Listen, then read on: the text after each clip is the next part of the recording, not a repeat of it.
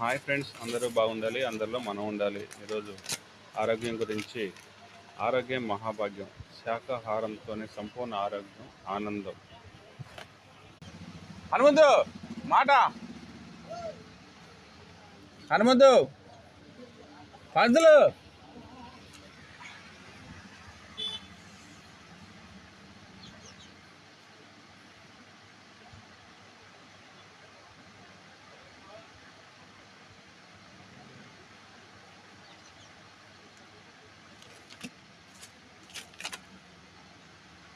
అహింస గురించి వివిధ మతాల సందేశాలు. ఎవరైతే సకల జీవి కోటిలో నన్ను చూడగలుగుదురో వారే నా ప్రియ భక్తులు.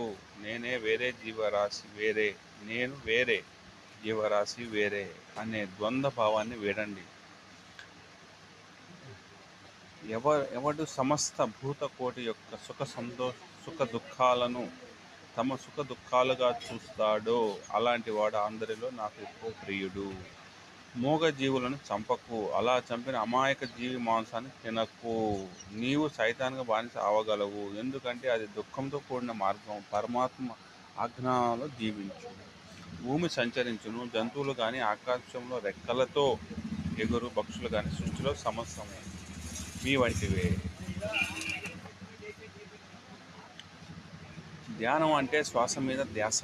ధ్యానం చేసే పద్ధతి: సుఖాసనంలో హాయిగా కూర్చొని చేతులు రెండు కలిపి కళ్ళు రెండు మూసుకొని ఉచ్ఛ్వాసన నిశ్వాసన గమనిస్తూ ఉండాలి. ఏ దేవత గురు రూపము ఊహించుకోరాదు, ఏ నామ రాదు. మామూలుగా జరుగుతున్న ఉచ్ఛ్వాస నిశ్వాసాలని ఆహ్లాదంగా గమనిస్తూ ఉండాలి. మధ్య మధ్యలో అనేక ఆలోచనలు వస్తున్నా వాటిని ఎప్పటికప్పుడు కట్ చేస్తూ మళ్ళీ శ్వాస మీదకే ధ్యాస మరల్చుతూ ఉంటే క్రమక్రమంగా ఆలోచన రహితంగా కలుగుతుంది. ఈ స్థితిలో కలిగే అవివేకకే శారీరక నాడిమండల ఆత్మానుస్థుతి ఉత్సాహంగా గమనిస్తూ ఉండాలి. ఇదే బుద్ధ ప్రబోధిత అనాపస్థానం. పిరమిడ్ శక్తి అద్భుత శక్తి. సిద్ధాంత రీత్యా నిర్దిష్ట కోణాలతో నిర్మించబడిన పిరమిడ్లు విశ్వమంతా ప్రాణశక్తిగా అధికంగా ప్రగ్రహిస్తాయి. పిరమిడ్ కింద కానీ కూర్చొని ధ్యానం చేసే వారి శరీరంలోకి ఏ విశ్వాసం ప్రాణశక్తి ప్రసారం ద్వారా శరీరంలో సకల కణజాలాలు అన్ని అవయవాలు ఉన్నత స్థాయిలో పనిచేసి సామర్థ్యం పొందుతాయి. నీ కారణంగా జీవులు బాధకు గురైతే నీవు దుఃఖాన్ని ఫలితంగా పొందుతావు. హింసిస్తే హింసబడతావు.